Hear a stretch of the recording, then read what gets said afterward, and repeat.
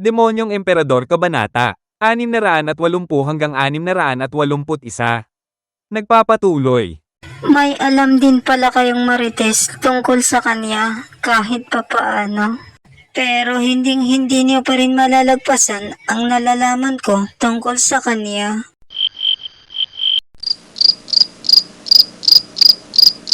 Sa mga oras na yon, nalaman ko na ang lalaking ito ay hindi para sa akin at malayo ang pangarap niya sa buhay.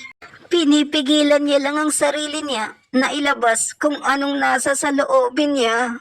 Ang tinatahak niyang landas ay masyadong mahirap at masakit.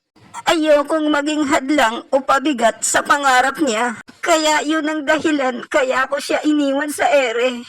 Para hindi siya ulit masaktan ng sobra. Kagaya ng nangyari kay Ning Er. Kung magiging maganda ang kalagayan niya, magiging masaya na ako kahit sa piling ng iba. Ngayon ay sobrang saya ko dahil nalaman ko na nag-aalala pa rin siya sa akin. Grabe naman, nakakaingit ang kanilang pagmamahalan. Pang Viva Max, ang isang masamang cultivator ay nagawa niya yun. Akalain mo, kinaya niya lahat ng hirap para lang sa taong mahal niya. At pareho silang dalawa ng nararamdaman. Sana magkatuluyan sila at magkaroon na ng forever. Ngayon alam ko na, kaya ka pala tumigil sa kakasunod sa kanya. Dahil pinagkakatiwalaan mo siya ng lubusan. At sa tingin ko, nagiging komplikado ito para sa kanya. Kailangan niyang pumili kung sinong mas importante sa kanya. Ang kanyang tinatahak na masamang landas o ang pag-ibig na walang hanggan. Ito na siguro ang pinakamahirap na pagsubok sa kanyang buhay. Umaasa ako na malalagpasan niya ang pagsubok na ito na mabilisan. At maging mas malakas pa siya. At sa mga bagay na yun, pwede ko nang sundan ang mga yapak niya. Siya ang nag-iisang goal ko sa buhay, magpakailanman. Wow! Grabe naman ang bromance nila. Nakakaingit. Teka, parang may nagmamarites sa akin ah. Bigla akong nakagat ang dila ko. Di bali na nga, hindi ko na kailangan problemahin yun dahil madadagdagan pa ang problema ko. Ha ha ha ha. Bata, alam mo sa sarili mo na hindi mo siya kayang pakawalan. Tama ba ako sa sinabi ko? Senyor, anong ginagawa niyo rito sa 10 oras na ng gabi? Magnanakaw ka, no?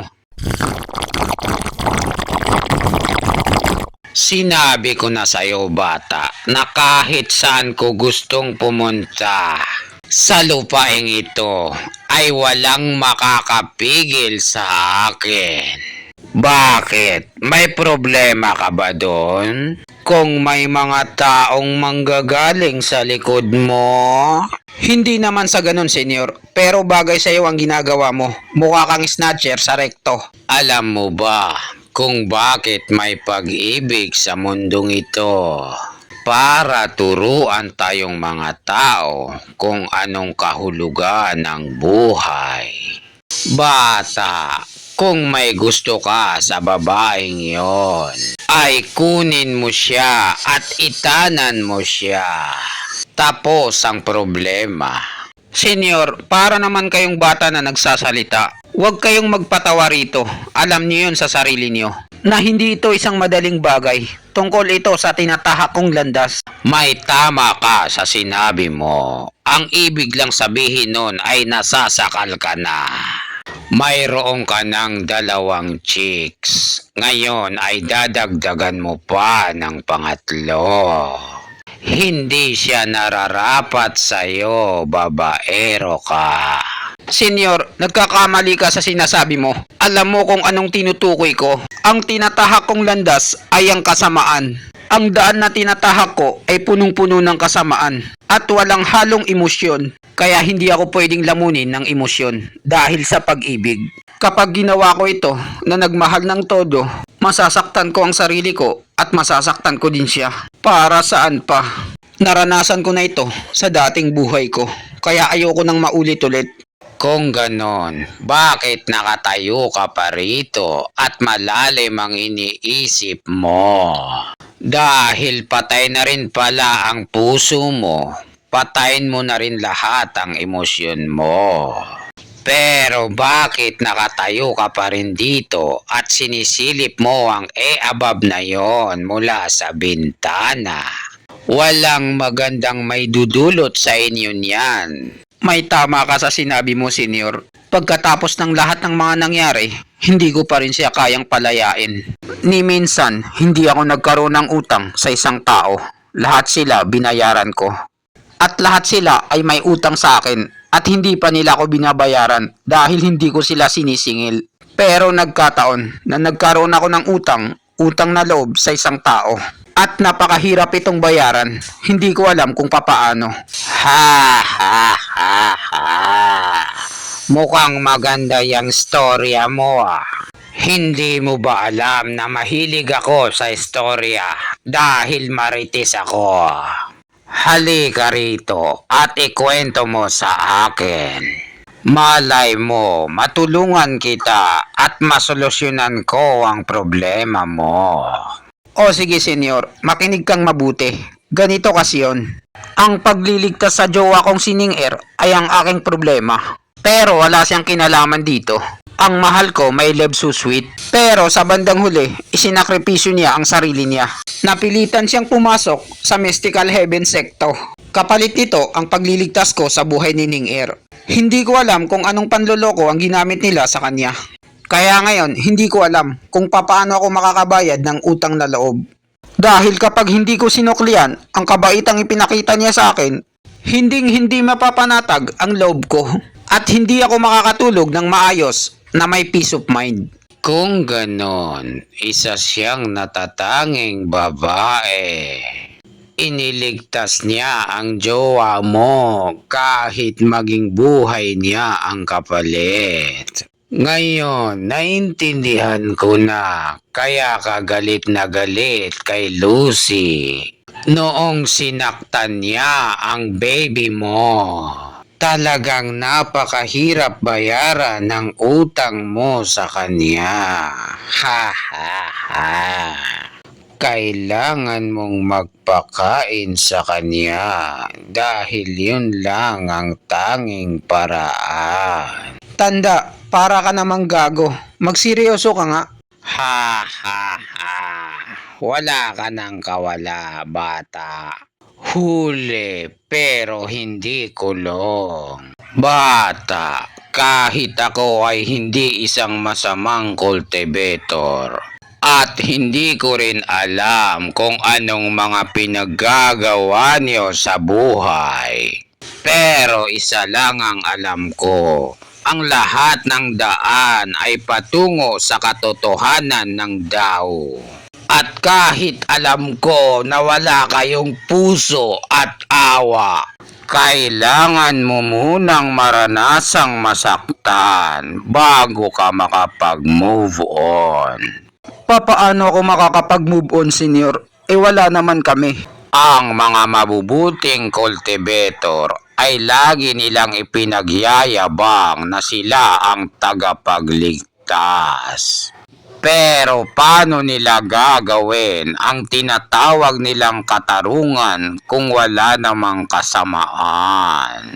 Halimbawa na lang na ang universal malakasang tama na sekto.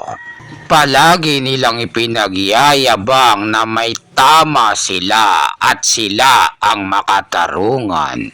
Pero sa palagay mo, ilan kaya sa kanila na alam kung ano ang pinagsasabi niya? Ang katarungan laban sa kasamaan ng mga cultivator. Yun lang ang nasa utak nila. Bata, marami ka pang kakaining bigas. Napakarami mo ring chicks na nakapaligid sa'yo dahil babaero ka. Pero ang baby my love so sweet mo ang pinaka-special sa'yo. At sa tingin ko, seryoso ka para sa kanya. Pero pagkatapos kong marinig ang istorya mo, parang nag-aalinlangan ka. Bakit? Nagsisisi ka na ba na nakilala mo siya? O mahal mo pa rin siya? Hindi pa ako sigurado sa nararamdaman ko sa kanya, senyor.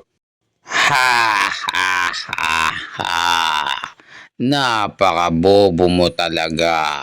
Kupal ka. Kung ganon, hayaan mong turuan kita ng diskarte. Ipikit mo ang iyong mga mata. At isipin mo kung anong mga pinakamasayang araw mo dito sa mundo. Mayroon akong dalawang naiisip na masasayang sandali sa buhay ko, senyor. Ang isa doon ay nung nasa bundok kami ng Albis. Kasama ko si Ning Er at si Tianyang. Hindi ganun par, mali ka. Hindi dapat love triangle, dapat yung kayo lang. Yang iniisip mo ay yung pinakamasayang bonding niyo na magkakaibigan. Teka lang, mayroon pang isa. Sa isang sirang bahay, ilan ang nakikita mong tao? Dalawa lang po, senyor. Isang lalaki at isang binabae. Binabae? Sinong binabae yon? Sino siya? Sabihin mo sa akin, huwag ka nang mahiya. Oh, hindi ko akalain. Ang baby ko may love so sweet.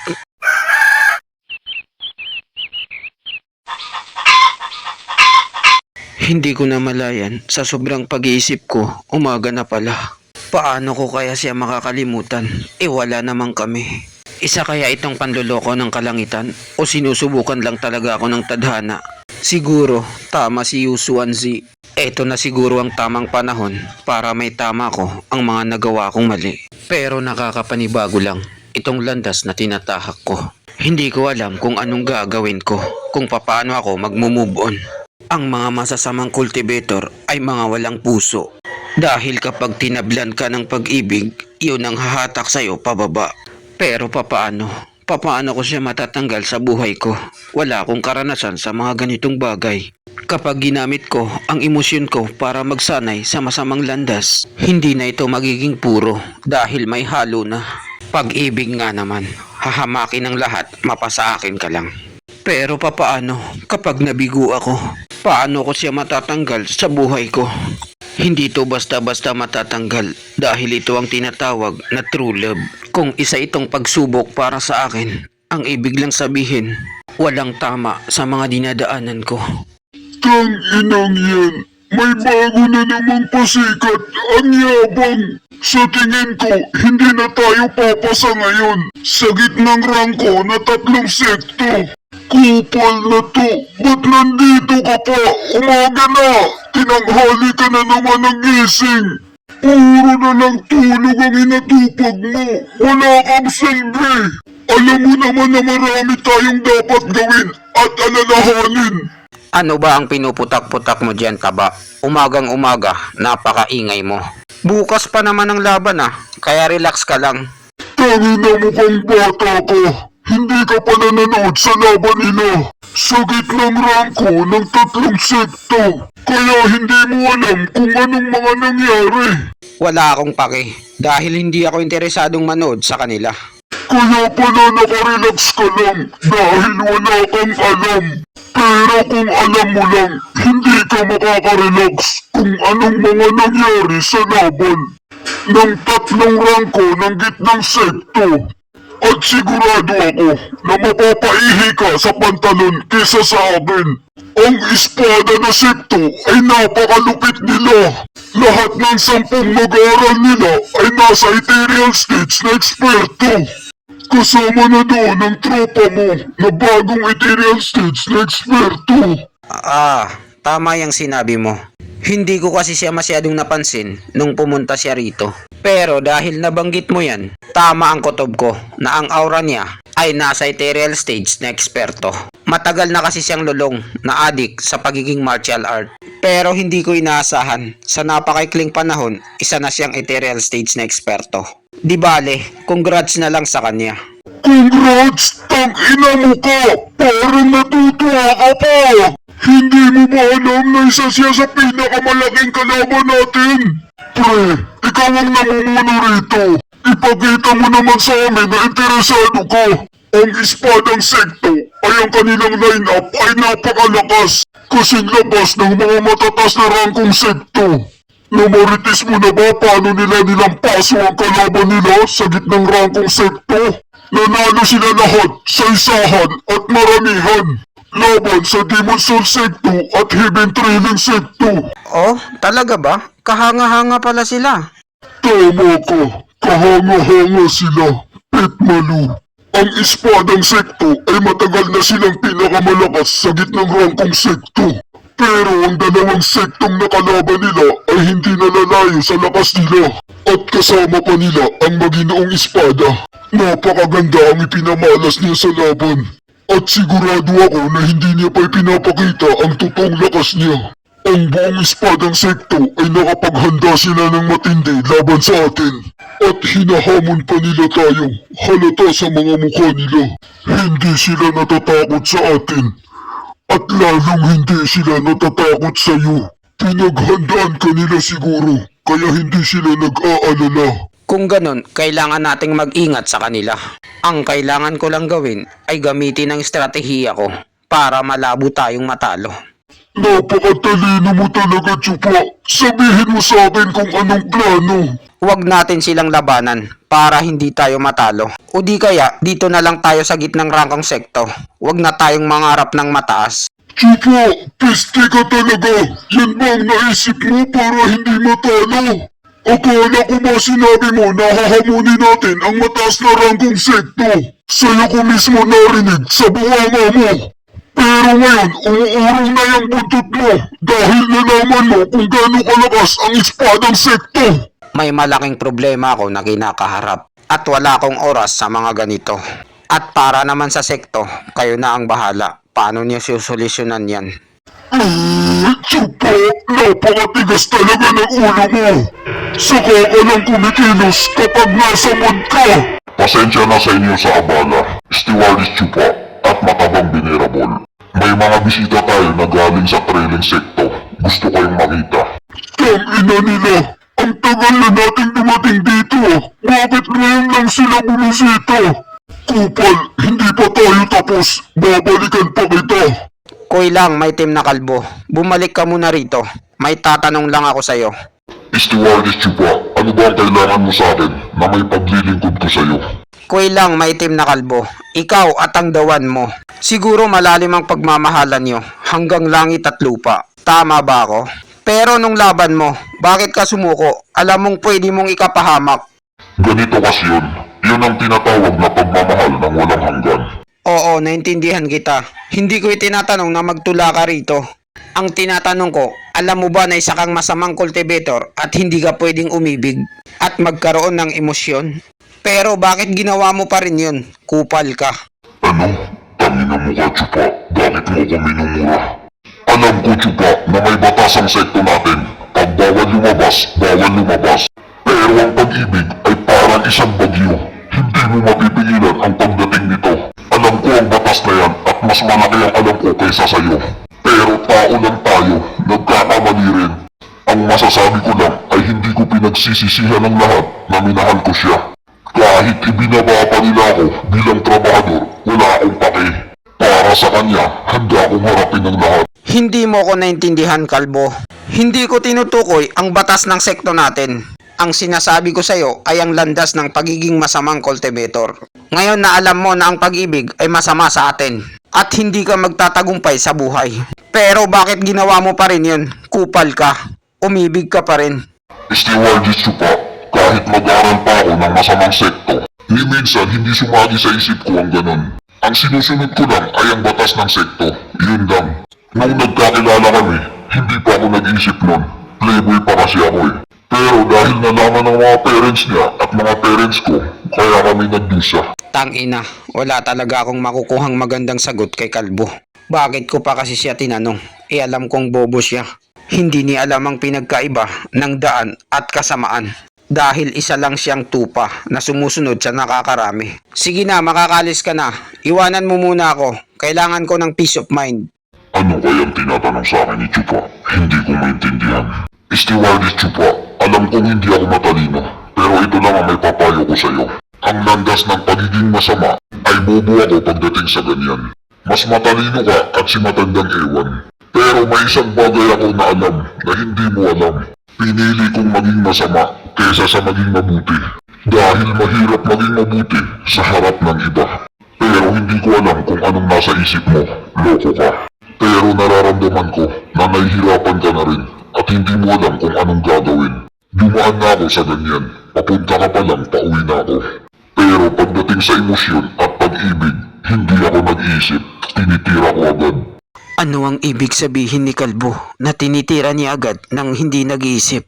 Kaya pala siya nakabuntis sa kabilang sekto. Oo nga pala, ang pagiging malaya at hindi nagpapapigil. Iyon ang pinakaunang pundasyon ng pagiging masamang kultivator.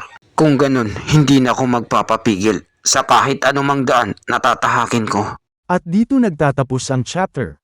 680 hanggang 681. Maraming salamat po sa panunood nyo. Mag-subscribe para laging updated sa buhay ni Chupa.